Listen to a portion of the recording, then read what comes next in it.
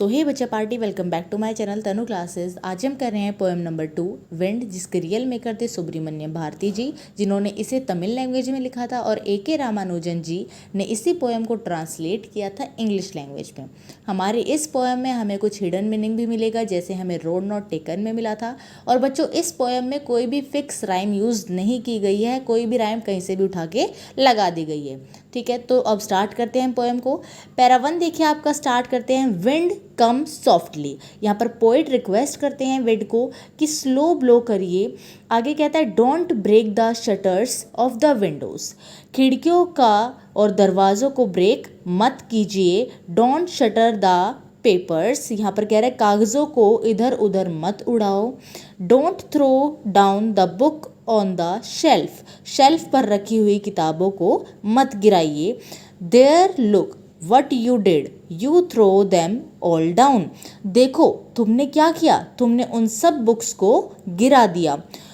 You tore the pages of the books, तुमने books के pages को भी फाड़ दिया, तुम्हारी तेज चलने की वजह से वो फट गए हैं। आगे कहता है यू बॉट रेन अगेन, तुम फिर से बारिश लेकर आ गई हो पहले की तरह।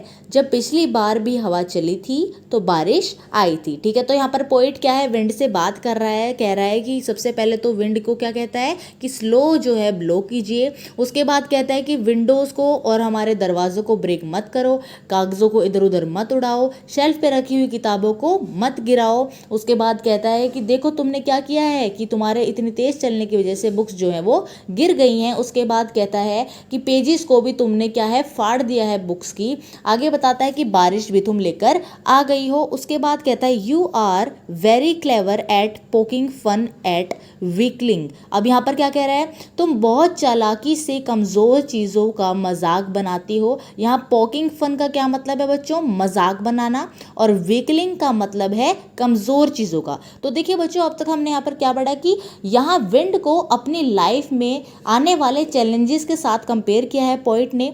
जब भी किसी की भी लाइफ में चैलेंजेस आते हैं और वो कमज़ोर होता है तो वो बिखर जाता है, उसे फेस नहीं कर पाता है। तो यहाँ पर क्या है, विंड जो है हमारे चैलेंजेस के तौर पर क्या है उसको लिया गया है।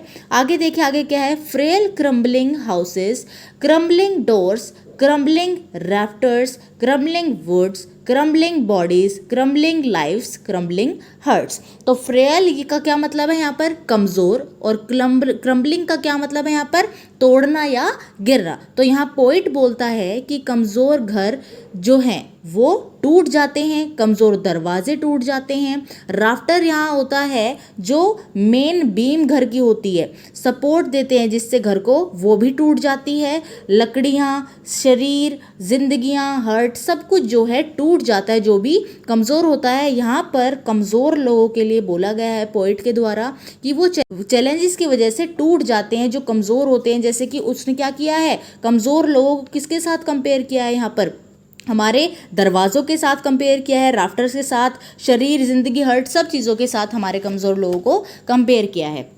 आगे देखिए क्या कहता है, the wind god winnows and crushes them all. अब यहाँ पर क्या बोला है, विंड गॉड जो है वो विनोविंग करता है। अब विनोविंग क्या होता है बच्चों, जो हम गेहूं को अलग करने के लिए प्रोसेस यूज़ करते हैं। जब ऊपर से गेहूं बरसाए जाते हैं, बारिश की तरह जैसे ऊपर से करते हैं ना, तो वैसे बरसाए जाते हैं, और जो तूड़ा होता है यानी कि शेफ जो होता है, जो मतलब बचा कुचा जो फूस जैसा होता है, वो अलग हो जाता है और गेहूं अलग हो जाता है। तो यहाँ बोलता है पोइट कि कमज़ोर और मजबूत लोगों को जो हमारा विंड गॉड है वो अलग कर रहा है, किसकी प्रोसेस से, विंडोइंग वाले प्रोसेस से वो इनको अलग करता है और कमज़ोर लोगों को क्रश कर देता है।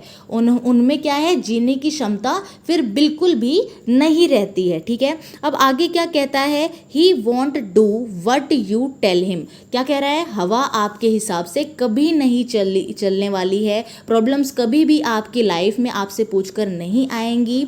आगे कहता है so come let's build strong homes, तो आइए अपने घरों को मजबूत बनाते हैं। ठीक है, आगे क्या कहता है, लेट्स जॉइन द डोर्स फिर्मली। यहाँ क्या कह रहा है, दरवाज़ों को मजबूती से बंद कर लीजिए। ठीक है, फिर्मली होता है मजबूती से। आगे बोलता है कि practice to firm the body, अपनी बॉडी को भी मजबूत बना लीजिए बिल्कुल, ताकि आप क्या है अपने जो चैलेंजेस है लाइफ में उसको क्या है फेस कर सकें। आगे बोलता है make the heart steadfast, यहाँ पर अपने हर्ट को भी मजबूत बना लो ताकि आप अपने आने वाली प्रॉब्लम्स को फेस कर सको अपने हर्ट को। यानी कि क्या कह रहा है, एक के बाद एक, पहले दरवाज़ों को मजबूती से बंद करने के लिए कह रहा है, उसके बाद अपनी बॉडी को मजबूत, उसके बाद अपने हर्ट को मजबूत, ताकि आप क्या है अपनी लाइफ में आने वाले चैलेंजेस को फेस कर पाएं। उसके बाद क्या कहता है यहाँ पर, do this and the wind will be friends with us, ये कीजिए इससे विंड आपकी फ्रेंड बन जाएगी। तो यहाँ पॉइंट क्या कहता है, हमें मैसेज देते हुए कह रहा है कि अपने आप को तैयार करो फिजिकली भी और मेंटली भी, जिससे आप अपने आने वाली प्रॉब्लम्स और चैलेंजेस को चैलेंज के तौर पर नहीं देखोगे, वो आपके पार्ट ऑफ लाइफ लगने लग जाएंगे आपको, और उनको क्या है आप उसको आसानी से क्या है फेस कर पाएंगे। अब आगे क्या कहता है यहाँ पर, the wind blow out weak fires. अब यहाँ पर क्या लिखा हुआ है कि जो विंड है वो छोटी आग को तो बुझा सकती है।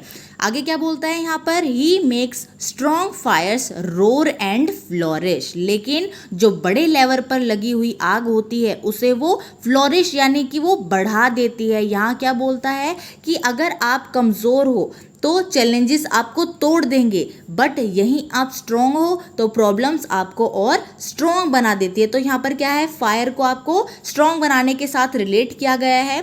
आगे देखिए क्या बोलता है यहाँ पर, हिज फ्रेंडशिप इज गुड, यानी कि विंड की फ्रेंडशिप बहुत अच्छी है, प्रॉब्लम्स के साथ फ्रेंडशिप करना अच्छी बात है। आगे कहता है we praise him every day, यानी कि हम हर दिन भगवान विंड, जो अभी हमने पढ़ा था ऊपर कि विंड गॉड क्या है सेपरेट करता है विनोइंग को, उसी को हम क्या है हर रोज पूजा करते हैं हम उसकी। ठीक है, so this was all about this poem. So hope आपको समझ में आ गया होगा। Thanks for watching my video. Like share subscribe करना ना भूलिए।